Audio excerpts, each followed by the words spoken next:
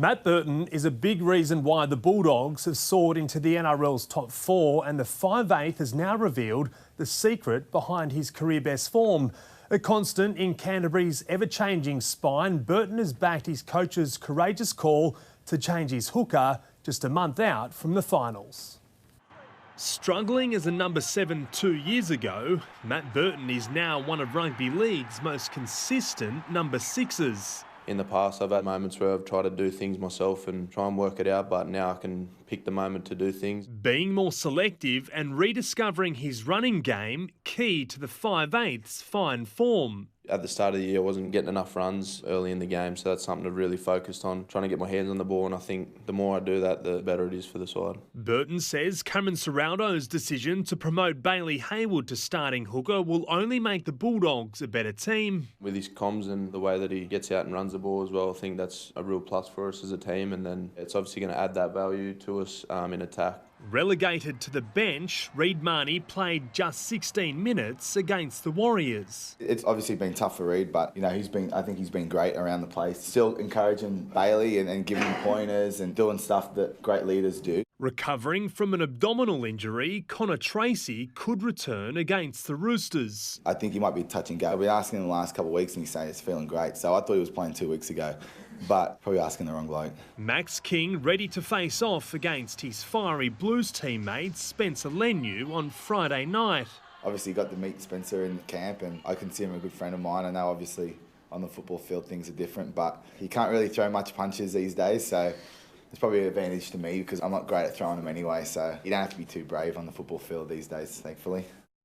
Ivan Cleary and Craig Bellamy will attempt to outwit each other when the Panthers and Storm clash tomorrow night, and already they're not seeing eye to eye.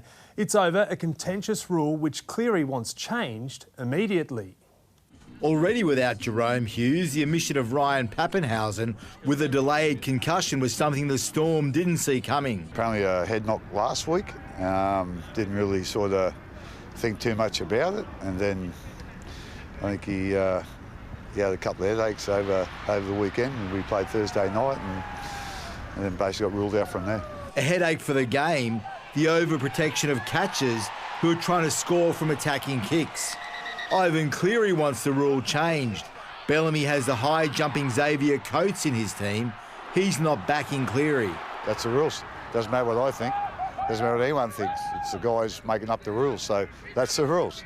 That's the rules. So again, if he wants to put an application in to get the rules changed, let him do it. Someone who can test the rules with his aggression and enthusiasm is Liam Martin. He'll resume his battle with Cameron Munster. Anyone in particular you got your eye on? No, just yeah. Nah, I don't know, not really, just the whole team. Martin is just relieved the Panthers are back on the title track. Can you talk to us about the confidence and the way it's grown in the side over the last few weeks? Yeah, no, it's incredible. It was a bit of dire straits there at the start, but yeah, the way the boys have been able to bounce back and sort of see each week they're sort of growing in confidence, all the young boys, so it's great to see. Are you the type to feel panic in any way? Like, were you personally panicking, or? Wasn't so much panicking, more just head scratching, just frustrated. We knew what we had worked and we had trust in everyone here, but just wasn't putting it together. So it's good that we've sort of started to do that, but yeah, we just can't take it for granted. Danny Weidler, 9 News.